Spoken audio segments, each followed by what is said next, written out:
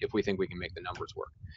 Right. So if you go into it with that frame and they know that you're prepared to hit the ground running, and that the reason that you're prepared to hit the ground running is because you have your 150 point marketing plan that's ready to be implemented and you're ready to roll, right? Then that's going to help, I think, eliminate the looky-loos.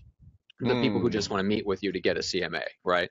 Which there's not necessarily anything wrong with that, but you have to determine, am I busy enough to where I'm not going to take those appointments anymore, right? Because that's a choice. Not everybody has to make that choice right off the bat. You can start off and just take every appointment you can just to get out there and see homes and give the impression of being busy. Nothing wrong with that. Once you get to the point where you're busy enough, then you can start saying, hey, look, I really appreciate it. I know you just want to get together just to see if the numbers chalk out and see if that's a possibility. I tell you, I unfortunately don't have the time for those types of appointments.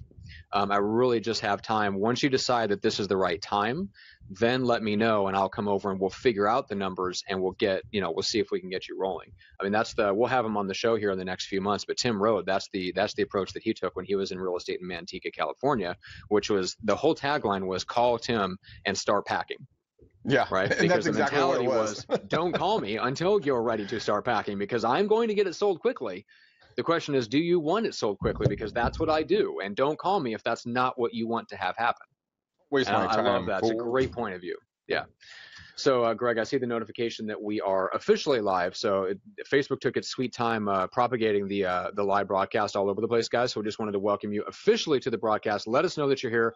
Let us know where you're at so we can keep you in mind for referrals and send other viewers and audience members your way so we can connect you guys. And obviously make sure to share and like and heart and all that good stuff if you get value out of what we're talking about. So let's shift gears a little bit, Greg. This is a question that caught my eye because this is something that I know that you've encountered and a lot of people encounter, but especially in your area, which skews a little bit towards an older demographic. So the question is from, I'm having a birthday this year. Don't get personal, okay? Okay. Talking about your clients, not you. Just chill out over there. Well, if you want to look younger, don't have a what is that? A Duck Dynasty beard. It's very simple. Don't grow a Duck Dynasty beard, Greg. It's not Duck Dynasty yet. Oh, it feels like it is. That's right. For those of you who are listening and can't see the video, I believe Greg is in dire need of a trim because his beard is just about to get caught in the waistband of his cargo shorts. I'm actually wearing jeans today. It's too fucking cold to wear shorts out there. All right. This question is from Michael Najjar. He says, what do you do when a seller wants to sell, but they're elderly and they've accumulated a lot of stuff, and the thought of moving is stopping them from pulling the trigger? Now, it's funny because my parents are in the exact same position, and they are by no means elderly. Although they behave in that way, in the sense that they've accumulated a lot of crap over the course of 10, 15 years of living in the same house. Oh, yeah. That garage alone, basically everything in that garage needs to be taken a torch to. Oh, Jesus, that bad, huh? Yes. Oh, yes. You know, one good thing, a couple of years ago, I moved so many times. I actually thinned out my life so much that I could move everything I had in my Denali in 2 trips. But it took me a long time of thinning that out. I have a lady that I met with on Saturday. She's going to be one of our sellers, and she's moving to Modesto area, Central Valley. And, dude, I love her, but girlfriend, damn. We got we need some thinning, and she knows it, and she's hilarious about it. I mean, I bet you anything, Matt, your parents probably have like 10 pairs of this, 30 pairs of that, you know, and they put them in all different cubby holes around the house, and then when they go to move, they're like, oh, that's where that's been. It's so weird. Kind of. For my parents, it's more of the stacked up accumulation of stuff from various houses and various hobbies. So my dad has been into woodworking. My sister was very into art, and so we've got an entire cabinet of all her art making supplies from when she was a teenager in the house. We've got stuff, and I kid you not, as you come into the house, there is a computer hard drive sitting next to the door that's been there since I'm pretty sure the day we moved in. It got set there and it's stayed there. I'm almost positive it is the second computer we ever got, which I think was a hand-me-down from my grandmother.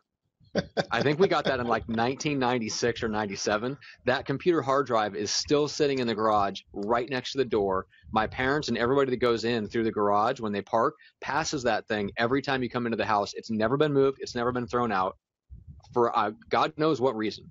right? Oh my God, and so seriously? anyway, so what is your advice to people that find themselves in that position they want to sell, and how do you handle that as an agent, because you're dealing with obviously a lot of sentimental stuff sometimes? Sentimental stuff. Well, what we do is we have these two ladies. They're called the Perfect Packers, and they will come in and they will, they're incredibly organized. I would never do this job, but they come in and they put them in 3 different piles: the keep, the giveaway, and the throwaway.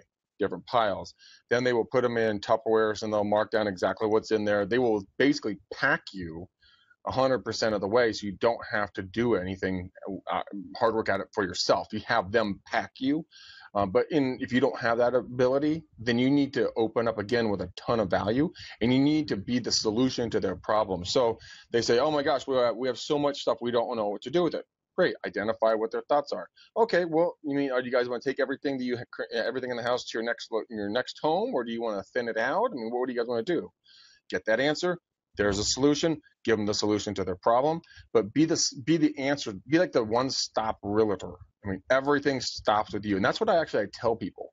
And you should see, like, you can visibly see it come off of their face. The stress levels come off their face when I'm like, guys, imagine me as a one-stop shop. Anything and everything you'll ever need or want in a real estate transaction, we have at our disposal.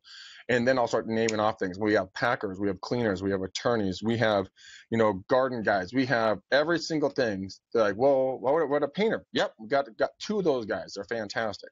And once they understand that they don't have to go out and do a lot of the legwork for the problems that they have, if you already have those solutions, hands down, people are going to be so excited with you that you can solve their problems without them having to lift a finger and go actually do something where they're uncomfortable. I mean, this is your profession. I mean, you should have solutions to those problems. I mean, when's the last time you heard a painter say, I know I'm supposed to paint your house, but I don't think I have any tarps. Do you have any tarps? What about brushes? You got any brushes? Oh, okay, I'll borrow that one back over there. No. They always have their shit squared away. But, I was going to say, maybe you work with some good contractors. That does not sound like that far-fetched of a question for dealing with contractors. Like, hey, man, I'd really like to get started painting. Do you have some brushes? That's funny. All right, so here's a good question. This is from Brian Clark. So seller says no one buys during the holidays. Any good scripts for this objection? What do you say, Greg? I'd say, Brian, here's how I'm handling this currently. I said, you know what? Traditionally, you are 100% correct, but these things, the little handy dandy smartphones, these things can show a property at 2:00 in the morning to someone in Des Moines, Idaho, who's moving to California. It's not Des Moines. I got that correct, by the way. It's Des Moines. It's singular. But it's Iowa, not Idaho, Greg. Idaho. Tom Miller is going to be very upset with you. Des Moines is in Iowa. Let's get your Midwestern states right here. Sorry, they all just blend together for me. All those Midwestern states just all look the same to me. Great. No, I'm kidding. Okay, so my point is that when people are buying homes in today's day and age, it used to be when the kids were out of school, so they could go see stuff or they're in transition time. People look at homes year round at this point. Nothing is stopping technology from being able to show a property to a willing and active buyer. Chalet is a gal I talked to you about that I met on Saturday. You know what? She asked me that exact question when I was sitting in her living room on Saturday morning at 10 a.m. She's like, "Well, Greg, does anybody buy?" I'm like, "Chalet, what are you gonna go do?" She's like, "I'm going to go buy." I'm like, exactly. Life happens. Life continues. She's getting a job. She's getting a transfer to a better job, in the Central Valley. So she's picking up, moving from Concord to the Central Valley, which would have been an hour and a half each way. Blech. Yeah. I don't know who could do that, but she's going to buy. But you know what? The thing is that, with her, same thing happens with everybody else. People are buying and selling on a consistent basis because life doesn't stop just because we get in October, November, and December. So don't let that limited mindset stop you from encouraging someone to do something, which is the right move for her. Well, right move for them. I'm talking about Chalet. But you know what? Again, that goes back to finding the root cause. Be willing to talk them out of selling if they don't have a real strong desire to do so. because they'll talk themselves right back into it if they really want to do it. Believe me, they will do that. I always do the pullback method a little bit of, a little bit like, well, Matt, maybe this isn't the right time for you to sell. I mean, are you sure you want to do this right now? Well, yeah. I have another one of my clients, Elmer. He went back and forth on a deal, and it came down to one simple question. And I asked him, Elmer, if negotiating $6,000 for a request for repairs, is it worth it for you, so that when you and Sarah come home from a trip, you guys are happy to be home? And if it is worth it, then let's move forward. If it's not worth it, let's cancel the deal and kill it right now and go our separate ways with the buyers. He's like, write it up. Because he's the one, because he wanted to pull the trigger and bail. I talked him in to keep moving forward because I knew that was the best thing for him, but it made him come up with the reason why it was the best reason for him. And people are going to buy and sell all year round, man. All year round. And there's a whole bunch of articles. You go to realtytimes.com, go to selling advice, and then this time of year they should start coming up with, or we scroll all the way back to this year, this time last year, read about all the articles on why it's a good thing to sell during the holidays. One, you have all the decorations up, the house looks good, the house smells good for the holiday season. I mean, that's just low competition. Example. Low competition. So if you're a seller, some really good moves. And buyers, on the flip side, on the buyers, I've picked up almost every one of my properties in the holiday season because there's a low inventory, which means not a lot of people are out there competing with me on the buy side. So it could be good for either side, depends on what kind of market you're in. Interesting. Which is what I found. Okay. All right. Let's take one more question, and then let's dive into a couple of things that you and I have been thinking about and noticing on the calls that we've been taking with agents. So, guys, Greg and I both been just talking to you guys. So, like, I've been focusing on people that have taken our Rockstar prospecting and getting out business. So, just I had a couple calls with you guys today, and some more coming up. And Greg, you've been talking to some of the people that have gone through the McDaniel Challenge, and some of the things that we've noticed. Greg, you want to talk about communication styles. I want to talk a little bit about morning routines and the startling lack of them in the people that I have talked to. Shocking. Oh my God, it's insane. And so we'll get to that in a second. One quick question though. This is from Sarah Spooner. It says, "Hey guys, out of curiosity, how many leads do you average weekly from circle prospecting?" And Greg, I know you've been really focusing on this. I think you did 500 calls earlier today? 500 dials? 551. So what would you say? How many leads does that translate into per week? Today, jack and shit. Okay, sounds like fun. I dialed for at 1 hour, 57 minutes and 9 seconds. I talked for 14 minutes, 54 seconds. Oh my God. How shitty is that? But so, I mean, this is kind of what I'm talking about. I mean, with those numbers, that means out of the 551 people, I only talked to 21 people. Most of them are all dicks. That's only 4%. And 7 people, which is 1%, I put on the do not call list. So today I know is a little bit rougher, but I'm okay with it being rougher today because I know that with my numbers, every about 250 outbound attempts will generate one either nurture or good lead for now or future business. So I'm not worried about it because it will come back to me full circle. Like last week, I got 6 or 7 good leads from doing my circle prospecting. It's okay. Terry always says that real estate's they're like grapes. They come in bunches or clusters. Right. And then once they're there, they're there for that one area, then they go away and they'll be in another area. There are bunches and clusters over here, go over there, they'll come over here. And so I'm okay with that fact. I know that I've done 551 calls today, which is going to mean I'm going to get at least 2 good solid follows or nurtures, but it's consistency and persistence. Those are the 2 words that you have to keep in mind when circle prospecting. This shit is not, it's like going to the gym for 1 hour or for 1 day for 10 hours and think you're going to get in shape. Yeah. Shit ain't going to work. You got to go to the gym or do the calls 1, 2, 3 hours a day. And over time, you will get a consistent amount of leads from prospecting. I feel like people, when they ask, they ask very condescendingly, well, how many leads do you get from doing circle prospects? Fuck you. I get a lot of leads. That's why I do it. And the reason why? Because I keep doing it. But if people, they want the magic button, man. They want a reason not to do the calls. Like, oh, see, told you, it's only this many, not this many. Therefore, I deem it not worthy of my time. When like you and I have shown with the circle prospecting folks, they got the Excel spreadsheet that proved how much they were worth every minute, every attempt, every conversation, every hour, and every lead, what the value was. So you can see that like your dollar per hour value is $2, $3, $5, $1,000, $1,200, $1,500 an hour. That makes it worthwhile to keep doing the calls. I mean, it changes changes for every person. I mean, we're working with Anthony, I was busting his balls today because he hadn't done his numbers yet today. And I hope you're fucking listening to me, and you better get on that damn call and start making some numbers happen. Because we're working with Anthony about getting his numbers up and his lead count up. But it has to be the persistency and the consistency. Do I need to do my calls? I don't need to, but you know what? I like to, I want to, because if I can't lead by example, what value am I? Right.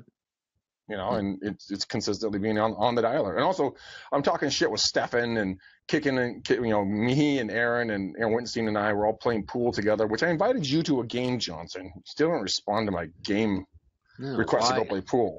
Why would I play pool on Facebook Messenger? I have what's called a life, Greg. I don't need to play pool on Facebook Messenger. Mm-hmm. God. Surprise. I got that. I'm sitting. I don't know where I was, but I seen that notification come through. I'm like, what? Like what? Like if you would have heard me, it would have been in all caps with multiple exclamation and question marks. Like what? It's called keeping yourself entertained while doing circle prospecting. Sure, why not? All right, guys. So we've got Sherry, Marie, Josh, Brian. What is up, man? Terry, Rebecca, Deb, and Seeley. Guys, thanks so much for watching. Make sure to let us know where you're at. Make sure to hit the like and heart button and let us know that you're enjoying the content. Share the broadcast with your fellow agents if you think they'll get value out of it, and let us know what your biggest challenge is right now so that we can help you out with that. Greg, let's talk a little bit about before we get into the discussion about like morning routines and stuff like that, let people know how they can schedule a call with you. Go to bookmcdaniel.com. I will put a little blurb in here. So go to bookmcdaniel.com. Do not do the 60-minute. Not at the 60-minute part in our relationship. Do the 30-minute. Do a 30-minute call. It's an exploratory call, guys. And we're gonna see if we're even a right fit for each other. If you guys look, it's gonna be $497 straight up. It's gonna be $500 a month. If you guys don't have the money for it, don't book the appointment. Save your time, go do more prospecting. But if you're serious about coaching, go to bookmcdaniel.com. Let's talk about, how we can maybe be a fit together. It's not a free coaching session. So get that through your head. It's not a free coaching session. But yeah, Matt, how do they get a hold of you? Bookjohnson.com. Not Book a Big Johnson, just Book Johnson. No, that's right. All right. I will never stop making that joke. I think we need to emphasize that every single time. Thanks, Greg. I love that. All right, so let's get into let's talk about morning routines, because that you're like a child. I will never grow up. Growing up is a trick. Don't fall for that. Yeah, that's right. It's a trap. It's a trap. A trap. Stay away. All right. So morning routines. So one of the things that I've noticed in the calls that I've had with folks that have gone through like rockstar prospecting or getting out business is you realize that they don't have a plan going in for the morning, how they're going to have more conversations with more people who can hire them, right? Just straight up. So there's a lot of causes, but the one thing that I've noticed that's consistent is that they don't, for the most part, have a morning routine. They allow their morning routine to be dictated by things that are outside of their control, or at least what they think is outside their control when it's really under their control. And what I mean by that is everything from client service to another business they're involved in to, the way the previous day went to, their kids to it runs the gamut. But essentially, they really never know when they're going to roll into the office and what their day is going to look like when they get into the office, right? And I get that like your afternoons and your evenings can get away from you a little bit because sometimes you have appointments and sometimes you don't, and sometimes people cancel, sometimes they want to meet with you at 2 o'clock on a Thursday. I get all of that. But when it comes to the morning, Greg, like you and I both have pretty strict routines that we've picked up, and we've, we're always improving, tweaking, modeling other people, based on what works for them, and experimenting with things that will work better for us. And I don't quite understand why there's such a big disconnect when it comes to morning routines, why that's such an overlooked thing. But it's something that I've definitely I don't know if you've noticed on your calls, but it's something that's really jumped out to me. I think that one of the big things about having a morning routine is the consistency of it. And if you have something that you need to do every day, then there's ability attached to that, which then you have to show up. It's like having a workout partner. Why do people have workout partners? So that you show your ass up to the gym. So you can't talk yourself out of not going to the gym. Like, I'll just go tomorrow. Yeah. I don't mind if I'm 5 pounds overweight. Oh, fuck, that shit sucks, dude. But you know what? People, and that's why accountability works so well. And a routine for me and a routine for you has been something that I've built into my morning as something I look forward to, not something that I have to do. I look forward to dragging my sorry cold butt out of bed in the dark to go take it to the gym, because I'm not excited about the process. I'm excited about the result. That's the same thing for prospecting and networking or anything else. Sometimes the process is a pain in the ass, but the result is what we all seek. And so I choose to focus on the result, and then I make the process fun. I gamify it for myself. How many more push-ups can I do today than I did yesterday?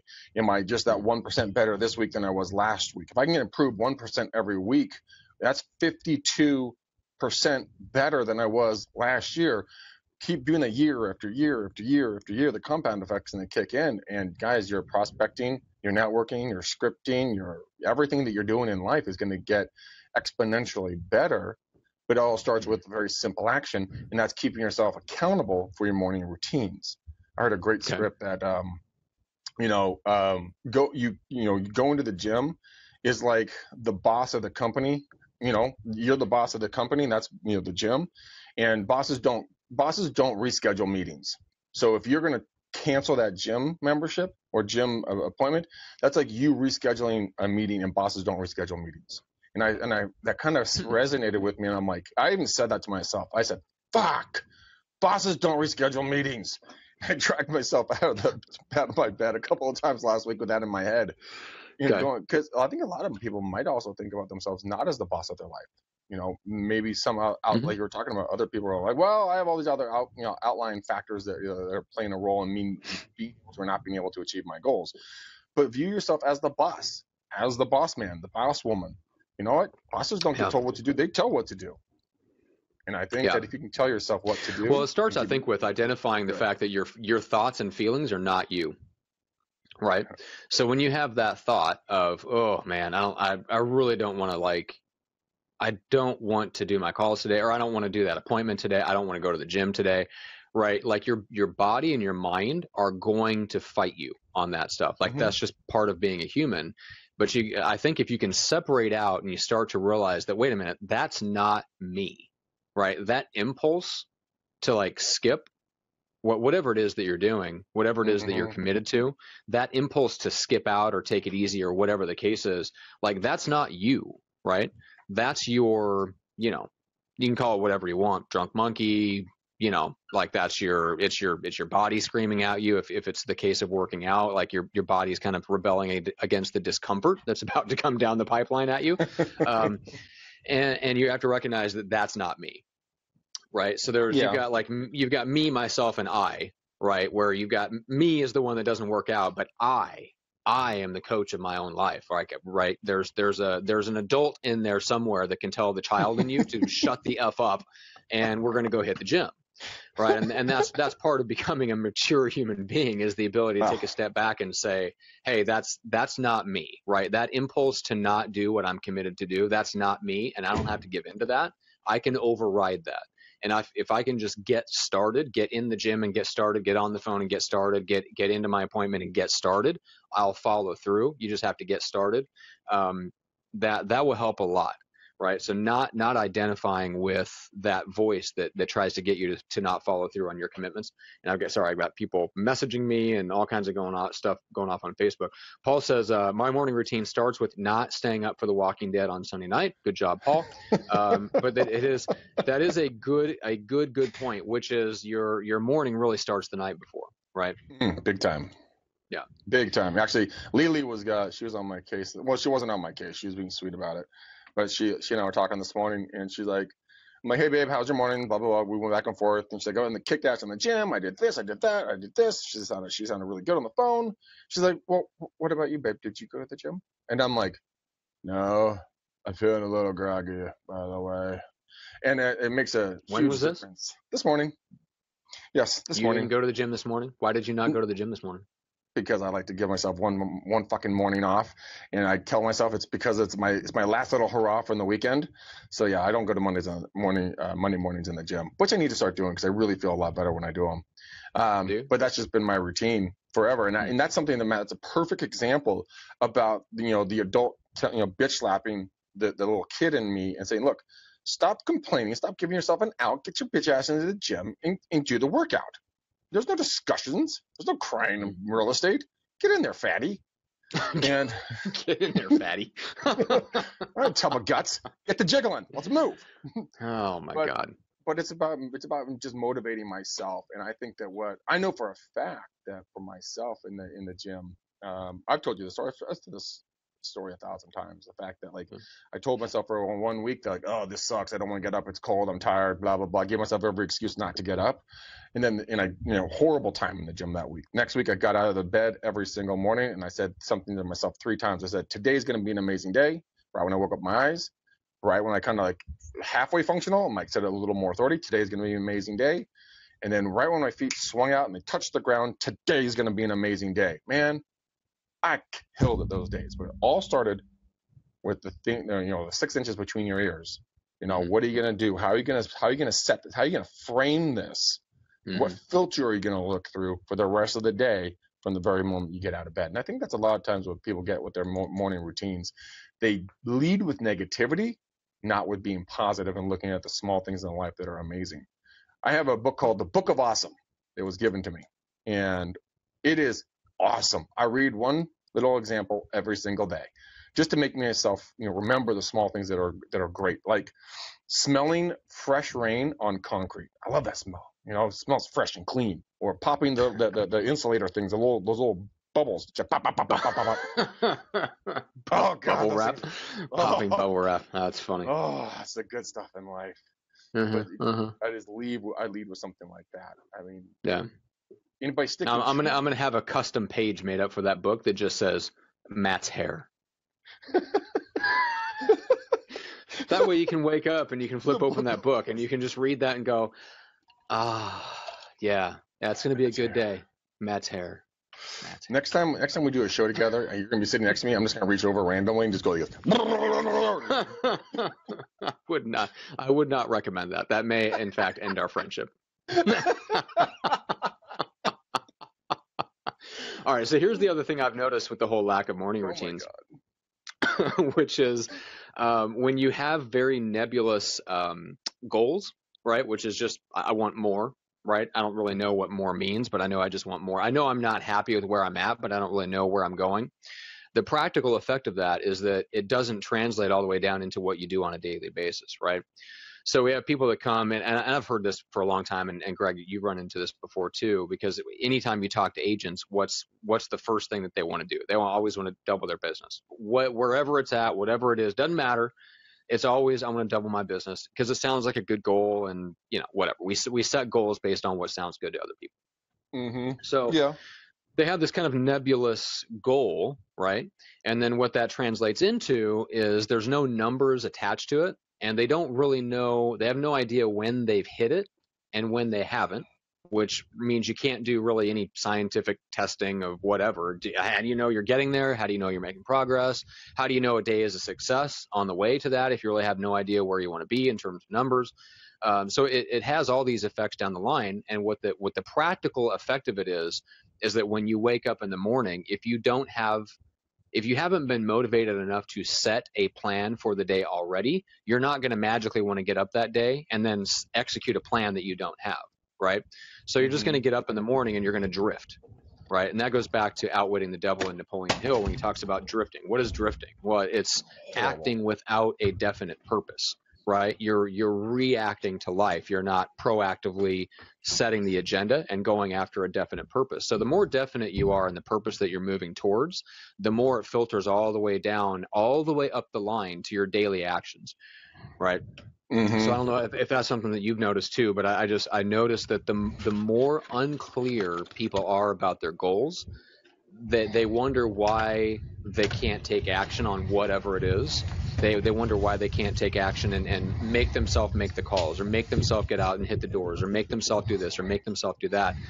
To me, it starts with where you're going and knowing where you're going. And if you have the kind of this vague idea and you don't really know when you've hit it, and you don't really know like how you're going to celebrate success when you get there, all you know is that you just want more and you're never going to be satisfied. That to me doesn't translate into a morning routine and a routine that you can actually execute on. Does that make sense? You know, it really, really does. And one of our good friends, James Colburn, the author of this great book called Re-Succeed, we are going to have, he's going to be a reoccurring guest on our podcast, guys. I think he's on Wednesday. Oh, is he really? I think so, yeah. How awesome is that? Yeah. But guys, we're going to start going through this book, Re-Succeed, and it talks about, this whole book is about having a 5-minute routine at the end of your evening, asking yourself 3 different powerful questions and allowing your subconscious mind to chew on those questions as you sleep, and then being clear on those subjects, or getting clear. Might not happen the first time, but getting clear on these subjects when you wake up, so that when you hit the ground running in the morning, you have more of a definite plan. Clarity is one of the most essential keys, to getting what you want. Because if you say, I want a new house or I want a new car, well, your subconscious has absolutely no clue what to do with it, because there's nothing to bite onto or hold on to, when it starts to process and think it through and really start developing this. And so, as you guys may or may not know, I have had my Jeep Grand Cherokee SRT8 right up there. 2014 has been my car that I've wanted forever. That car, literally exactly, it manifested exactly what's on that wall in that parking lot. Same with my Mercedes. It's not in the parking lot, but you know what my point is. I would add definition of clarity. I knew down to the stitching of the seats. I knew what kind of rims, what kind of tires, what kind of everything I had. They came true. The woman that I'm dating, she has 98% of exactly what I wrote down in extreme clarity in regards to what I wanted in a partner. And because the reason why I got these things in my life, they literally manifested into my reality because I knew exactly what I was searching for. I wasn't like, I want a cold check. No, I knew exactly what I was looking for.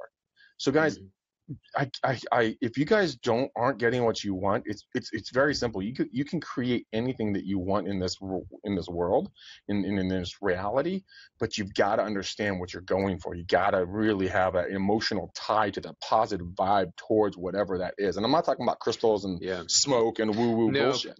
But people way overestimate how clear their goals are, because when you really ask them, they can't tell you they can't tell you numbers, and they can't tell you what happens when they hit it, because they don't know exactly when they've hit it, right? So in some of the work that we've been doing with the guys that are in our crew, kind of that inner circle of people that are in the Rockstar Agent Mastermind that's coming out, that's one of the things that we noticed with one of them, and I think you'll know who I'm talking about, Greg, which is, I need to do 4 deals a month. Okay. What happens when you do 4 deals a month? Well, I'm not going to be happy. Well, why? Well, because I need to do 6. I'm like, okay. Why did you say 6? Yeah, well, exactly, right?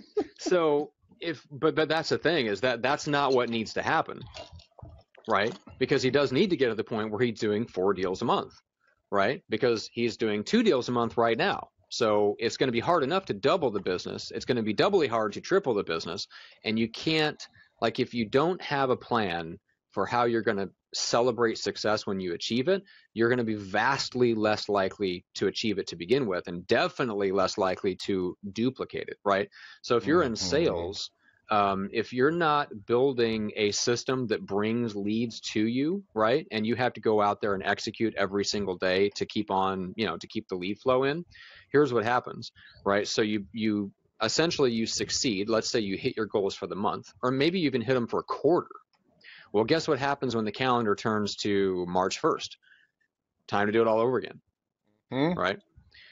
So if you did not take the time to celebrate the success that you achieved, and you didn't really know what your goal and what your deadline was, this is what we're learning from Pasquale as we get deeper and deeper into helping people become more successful, is that if you don't have a deadline, you don't have a really, really clear goal of idea of what your goal is, and you have no idea how you're going to celebrate success when you hit that, what's going to happen is even if you do hit it, you're not going to be able to repeat it, and it will be a temporary spike, and you'll go right back to where you were before, and nobody wants to do that. Like that no. Feels horrible. As bad as not hitting it feels, hitting it and then not being able to duplicate it probably feels even worse.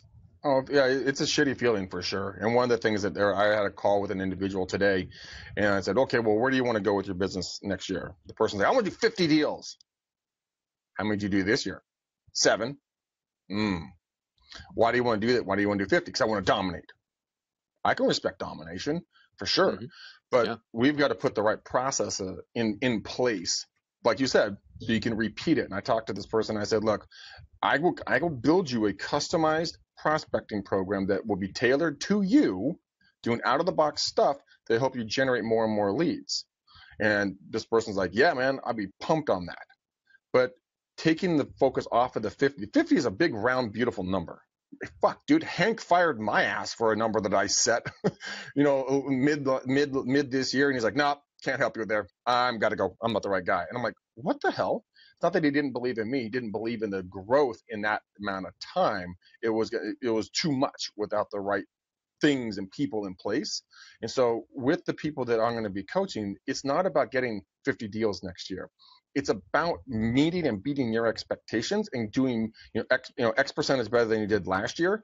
Because if you want to be the dominant agent in your marketplace, typically it's going to take more than 12 months.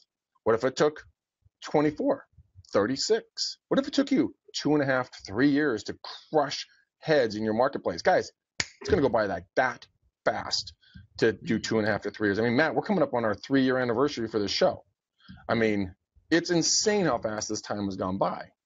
So don't be people like I love what Tony Robbins says. People often underestimate what they can do in a lifetime, but overestimate what they can do in like a year. They think they can do all this in a year. They push, they burn out, they drop down. But what if you why don't you turtle it and just kind of just slow growth, but just never stop? That's more powerful. I think a tsunami of growth. It's just chugging along, right? Yeah. Taking everything up and super consistent action. Yeah. I mean, and good things will happen. He'll hit some spikes in there, and good things will come in bunches, and that's awesome. But yeah, the consistent action will always win. It will never fail to win, right? The only question is how quickly do you get there? All right, so let's talk about communication styles before we close out. We got about 10 minutes to go. So there were some things that I know that you wanted to share and get into on communication, because one of the things that we both noticed is that agents are struggling with their ability to convert the conversations that they're having into clients. And that's a communication issue, right? There's a lack of self-awareness there too, where they don't realize how they're coming across to people, right? So they're having conversations and they're losing a lot of opportunities to do business with those people, because they're coming away with the impression that, wow, this guy is either wildly out of it, disorganized, possibly on pot. I mean, who knows? On pot. On pot. Wow. Yeah. You live in Santa Cruz now, buddy.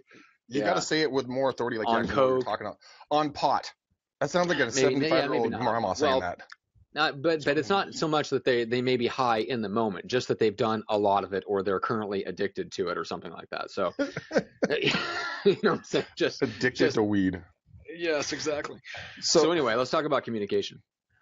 As you guys are all very much aware, when you communicate, people are always so concerned about what's the script I need to use? What's that perfect script? When in reality, guys, only 7% 7% of all of our communication is done with the actual verbiage that come out of our mouth. 38% is going to be your tonality. 55% is going to be your body language. That's why when people are in communication with each other, that's why you get a lot better communication going when you're actually in a room with someone, or like Matt and I were on a video, we can see each other. Our eyes are the best bullshit detectors on earth. Because my subconscious mind will pick up little tweaks or body gestures or little somethings that he's doing that'll either make me trust him or not trust him. And I couldn't do that over the phone, and I definitely can't do that in writing. Okay. So the words that you guys say, only 7% of the time. That's why in communication, I was just watching the thing on Tony Robbins. I might go back and see if I can find that video and put it back in here. It's about how to communicate and how you can communicate differently. And so here are some of the other ways that you can communicate with another person. Now, some of these you guys already know, but some of them I totally didn't really think about, make a ton of sense. So we have words. Then we have our tempo, how fast we're saying them. Are we mirroring and matching them? Second one's going to be volume. If someone's talking really loud, you better talk really loud. Or if they're all mousy and shit. I'm unable to control the tone and volume of my voice. Oh my God. I have now an ex-friend of mine, dude, voice and modulation to the nth degree. Within like a foot of you, hey Greg, how are you? I'm like, bro, I'm right here. I'm cool, man. Jeez. I gotta keep these little eardrums. Oh my God. But yeah, so tempo, you want to mirror and match on that, and I'll explain that in a minute. Volume, tone, dude, your posture speaks a lot about it. Because if you're sitting up, we always say the whole thing like smiling and dialing. If you're sitting up, you're going to be more energetic. If you're laying back, you're going to be a little bit less energetic. And that's just something that's just parts about you, how you gesture. And this was something really interesting, Matt. Well, what I just did to you was very condescending. The way my fingers wiggling at you. Well, it's very aggressive. I don't know about condescending. It was aggressive. You little shit. But that's okay because we're both high D's. So you can come at me with aggressive, and I can come at you with aggressive, and we'll be fine. Now, if I was a high SC, I would have already called you a dick and left the room because you would have peed your pants. Don't you would have peed your pants. Don't you point at me. But gestures. So here's something really interesting, guys. If someone is talking about a home, or they're talking about the sales process, and they do like this funny little like hand gesture of some sort, if you can mimic them with that body language or gesturing style, it will subconsciously lock you into them to go, man, I really like this guy, or I really like this gal, because you're giving them permission to be their own weird self. And so have you ever noticed, like if someone goes like this, hey, we got to fix this tile, right? All you guys are listening, I'm pointing in the ground, aggressively pointing down. And if Matt goes, well, yeah, let's take a look at that right there. Well, I'm going to like, oh my God, this guy's like me. He gets me. Yeah. But it's to mimic the gesturing styles of the person that you're speaking with. This does take time, guys. And we're going to go through something very, very quickly. It takes a lot of time to talk about. Facial expressions, obviously you don't want to sit there with a, resting bitch face while you're talking to someone if you're going to have a nice conversation with them. How are you? Good. Resting bitch face. RBF, man. RBF. Resting bitch face. Breathing. This is something really unique. Tony was talking about this in his video. He did a lot of sex therapy with couples, and in couples, when people are doing the hibbity dibbity, people that really felt a lot closer to each other was when the two people were breathing in the same cycle, so at the same rate, and kind of in out together. So if you can get your breathing on, not exactly, sit there and be like, is he breathing? But if you can understand and watch the inhales and exhales and be on that same rhythm with the other person, you'll subconsciously, you guys will start bonding with each other, and you'll start becoming more trusting because the energies are going to be, more aligned. And I thought that was incredibly interesting, to the fact that you could, if you synchronize your breathing patterns with another person, you feel more intimate and more closer, feel more connected, you feel more trust being built between the two of you, just by breathing techniques. That's interesting. I thought it was fascinating to listen to. I was like, wow, it totally makes actual sense. Eye contact and is always another one. I mean, a lot of business people always say, look, can't break eye contact, got to stay looking them straight in the eyes. If you blink, they're not going to believe you. Well, if the other person, if you're staring them down like a dog by this piece of meat, they're not going to feel too comfortable. You know, humans have a natural affinity to look away at different times. If they look away, you look away. If they stare you down, you stare them down. Again, it's mirroring and matching and kind of communicating on a subconscious level with the other person. And one of my favorite ones, two more, and then we'll wrap this thing up, is proximity. It drives me batshit crazy when someone gets all up in my bubble. It's like I will keep backing up and backing up and backing up and backing up and backing up. But some people have this just need to get like this close to you. And every time they do, they're the ones with the bad breath. They're like, hi. You're like, please back up. That's right. Why do those two things have to go hand in hand? I just want to give them a tic tac back. Hey, man, for both of our sakes, take two of these. Okay, now we can continue this conversation. But proximity will allow someone, when you know that you're getting in their bubble and you're getting too close, look at their neck and look at their face. They'll constrict. Like when you start getting in there, and the first sign of you getting too close, they'll stop breathing. They're like, because all of a sudden they're nervous or trying to understand what's going on. And if you can read those signs when you're getting into a conversation with somebody, get outside that bubble a little bit. Don't get inside. If they stop breathing, back up. You've crossed the line, buddy. And then touch. Touch is huge. You know, you can get more bond from a touch than you could in almost any other way. If I came up to you, Matt, and I shook your hand, I said, hi, Matt, how are you? If you try to rip my hand off, I'll go right back. I'll rip your hand off. If you give me the dead fish handshake, oh God, I hate that. I just want to. I gotta clean my hands after just thinking about it.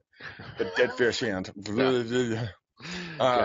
You know, you have to mimic that dead fish because that's their way of communicating with you, and you need to be building that bond and that trust. If I come over to you and I tap you on, Matt, how are you, man? Good to see you. Right? Those 3 taps. And just the way that you guys speak back and forth, if you recoil from those, or if you're too over aggressive with them, you run the strong chance of repelling the opportunity to grow a relationship because the person's going to feel uncomfortable. Either they're going to feel uncomfortable or they're going to feel unwanted in the conversation or the potential relationship. Women are much more touchy than us guys, right? And that's just kind of how we're built.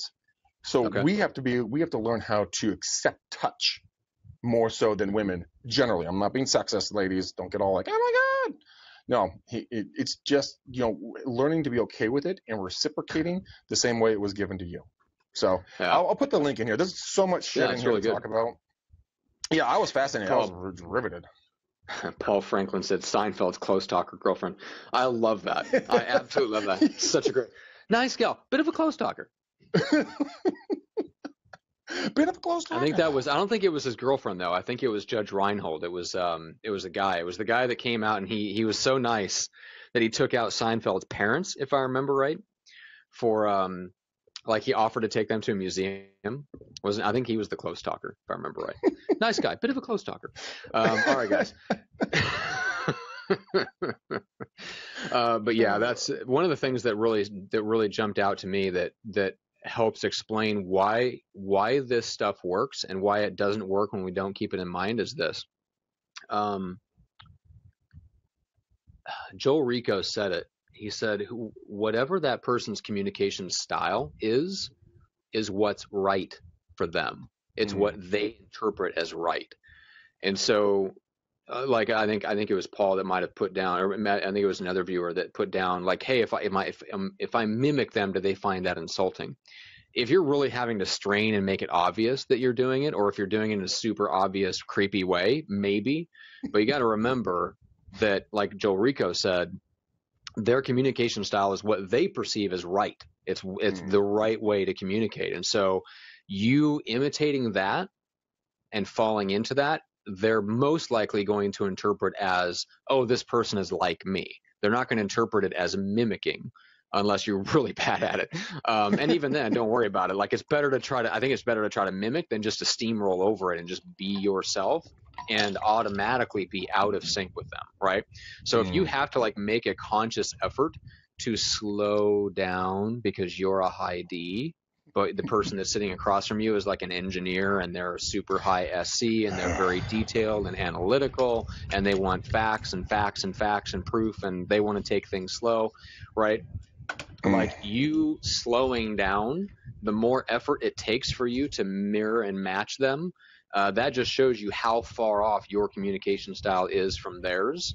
And if you ignore that urge, right, if you ignore that fact that you're having to slow down a lot to be at their speed, that should be a reminder that, oh my God, like if I just let myself go and I ignored that, they're going to feel like I'm steamrolling them, that I'm pressuring them into making a decision. That's how they're going to interpret it, right? So the more that you feel like you're out of sync and the more you feel like you have to like intentionally mimic them, it just shows you how far off your two different communication styles are and how out of sync you'd be if you didn't even bother to try mirror and matching them, right? So it's easy to mirror and match or to be in sync with somebody. Like me and you, Greg, like we hit it off right away. Well, guess what? Surprise, surprise, we're both like 99D, 99I. Bam. Super, like, you know what I'm saying? Like there was no effort for us to mirror and match, right? And that's the way it is a lot of times with a lot of the entrepreneurs that we run with in our world. We're all high Ds. For the most part, we're all high Is. Now, you put us in a room with a super high D and a low I, someone that is super driven, super dominant, but they have zero like empathy for other people. And guess what? Like, I don't want to talk to that person. even though we connect on the high D part, if they break rapport and they're not interested in having a conversation with another human being because they're all up in their heads and they're analyzing and yada yada, like just that is enough that I am already out of sync with that person. I have to make an effort to like slow down and like meet them where they're at, because the way that I am naturally doesn't connect with the way that they are naturally. So the more that you have to adjust, the more you know your communication style is out of sync with them. So you know the thing that why I'm giggling here is the fact oh, by the way, dude, I got my my flight number, my known traveler number, so I can go TSA pre-check, baby. Woohoo! No more lines. Don't take off my damn shoes. But the chick, when I was checking in with her to kind of how do I use this, no number, how does this happen? She was talking about this slow and was repeating my questions to her. I want to fucking strangle her. Then I had to remember, like, okay, Greg, you just did a different communication style. Tap the brakes, pull it back a little bit. Okay. And I could handle my conversation with her. But even with people on the other end of a service line, I found myself getting irritated with because my high D wanted to kick the shit out of their ass so badly. As it often does. Yes, it does. And holy shit, we're over bingo. We are over bingo. Guys, I put the link in for all of you guys listening on iTunes. It's called The Best Methods to Build Rapport, Anthony Robbins. Best Methods to Build Rapports on YouTube. Go take a look at it. All of you guys are watching. It is in the chat links down below. Go take a look at it. It's about 23 minutes long. Very, very cool stuff to kind of watch and just see. To book a time with me to do a consultation, like a guy said, it's not a free 30-minute coaching. It is to see if we were going to be a good fit and if the $500 a month is going to be a workable number for you. And then we will take it from there and proceed. Go to bookmcdaniel.com, bookmcdaniel.com for a free consultation. Johnson, what about you? Bookjohnson.com. I still want to make a joke of that right now, but I'm just not going to. No. All right, guys, make sure to share the show, guys. So if you get value out of it, we don't put a lot of advertising, basically no advertising into growing the show, although that may change in the future. But we've grown the show to where it is now, based solely on just word of mouth and you guys sharing it with your friends in the business. So first of all, we appreciate it. We thank you very much, and we love you guys for that. Make sure to keep doing that so the show continues to grow and reach and help more people, because that's really the only reason that we do it. If we didn't enjoy that part of it, Greg and I would just bullshit behind the scenes for 30 to 70, 90, 120 minutes a day, and we just wouldn't broadcast it. We would just do it behind the scenes. So we can always do that because we enjoy just talking and hanging out. But more than that, we love doing it in this format because we love helping people and we want to see you guys succeed. And so make sure to share the show with someone that you think can benefit from it. If you guys are interested in having us come in and speak or do a class or master class, or you're interested in coaching, whatever, just reach out to us, book a time to chat, connect with us on Facebook. Make sure to follow us both on Facebook so you get the live notifications when the show is going. Make sure to subscribe to the show on YouTube, iTunes, or Stitcher, depending on whether you want the video or audio versions. And with that said, no, absolutely not. Not today, Greg. Not giving you the opportunity. Nope. So deep. All right. So deep. That's right. All right, guys. That's all I got for today. Okay, guys, we absolutely love you and adore you. Know that. Take that with you. And happy Halloween to all of you guys out there. Be safe with your kiddos out trick-or-treating, because we need all you motherfuckers back here for next Friday's show and Wednesday's show and every other show following that. So, yeah. Anyways, peace out, ninjas. We gone.